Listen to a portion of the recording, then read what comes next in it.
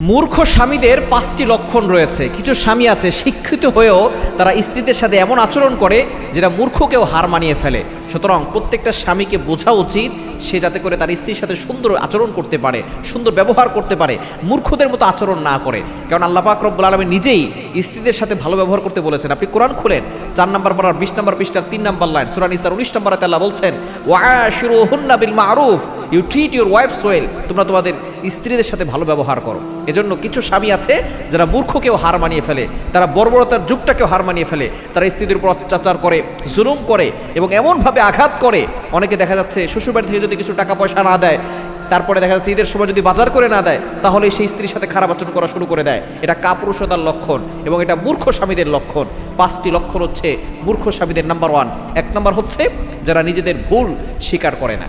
তার ভুল হচ্ছে সে তারপরেও সে জোর খাটিয়ে ক্ষমতা দেখিয়ে বউর উপর অত্যাচার করে, নির্যাতন করে।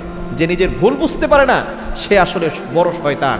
শয়তান নিজের ভুল বুঝতে পারে নাই, এজন্য জাহান্নাম তার জন্য অজীব হয়ে গেছে, জান্নাত থেকে চিরতরে বহিষ্কার হয়েছে। এজন্য নিজের ভুল যদি আপনি বুঝতে পারেন যে আমার ভুল হয়েছে, আপনি সেটা স্বীকার করেন, আপনি সরি বলেন। কিন্তু অনেক স্বামী আছে নিজের ভুল সেটা তাকে বুঝতে বলে যে আমার কোনো ভুল হতে পারে না। এটা অনেকেই বলে।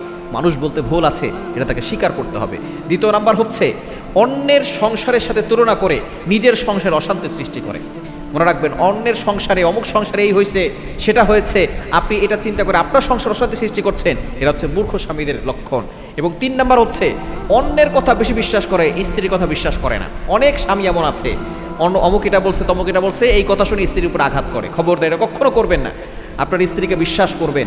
স্ত্রীর কথা আপনি যদি বিশ্বাস না করেন, তাহলে সেখানে সংসার বেশি দিন টিকে থাকে না এবং ওই সংসারের ভিতরে অশান্তি সৃষ্টি হয়ে যায়। এবং 4 নাম্বার হচ্ছে স্ত্রীর পরামর্শকে গুরুত্ব দেয় না। এই স্বামীরা হচ্ছে মূর্খ স্বামী।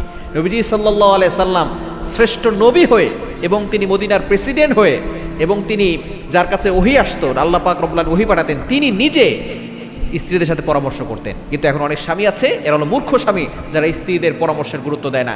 এবং 5 নম্বর হচ্ছে অপ্রয়োজনে স্ত্রীকে সন্দেহ করে।